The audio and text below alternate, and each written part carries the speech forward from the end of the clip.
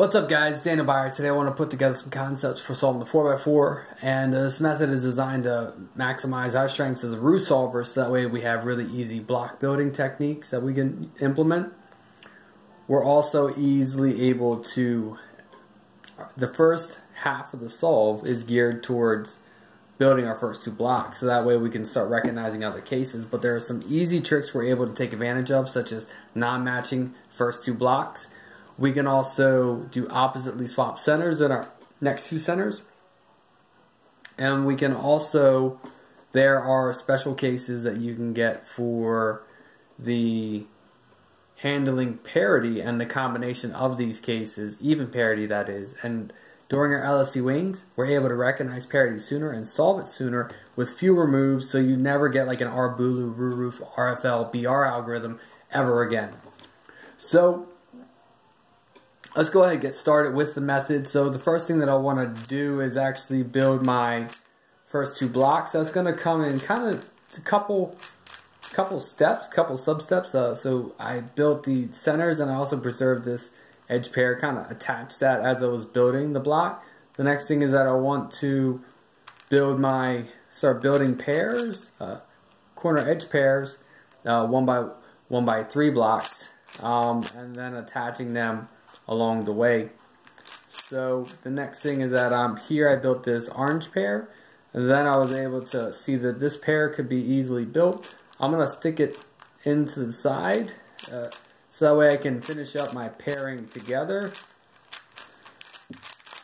finish up the block. So my first block, second block's already done. I see a really easy one here. I'm going to wind up actually going for this blue, and then I do my M, and I knew that this is the unsolved piece of red. So I had an easy blue, easy red. I'm going to do my U2 so I can do L2. Pair them up as a half bar, drag them back down. This happens to be an opposite swap center case, so we'll resolve that later during 4C. I've already got a solved edge pair.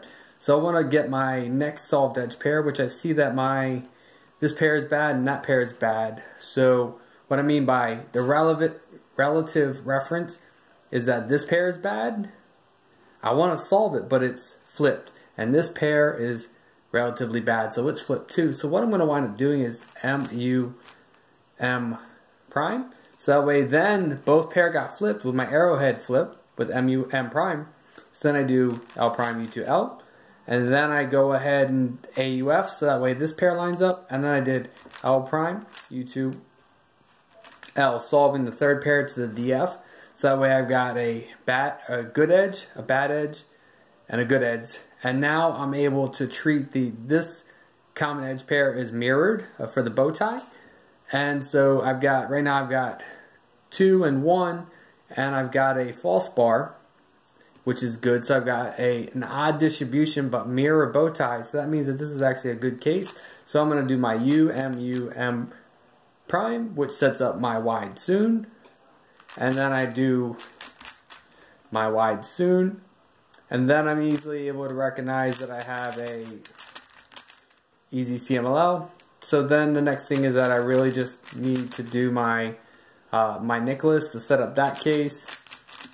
And notice that I didn't. So what I'm going to wind up doing now, this is a cool case because I've solved the M slice.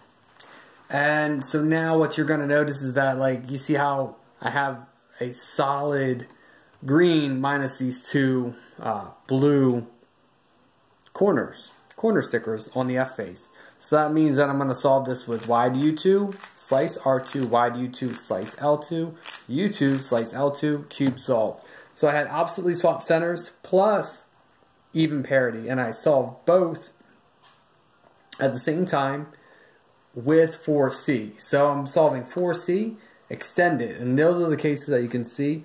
That was a really easy case. The other cases that you might see, this is a T case. This is another easy case. So wide U2, R2, wide U2, L2, U2 only, and R2. Those R2s and L2s were all slice moves. So that's another cool case. Let's go ahead and do another scramble, and in the next video.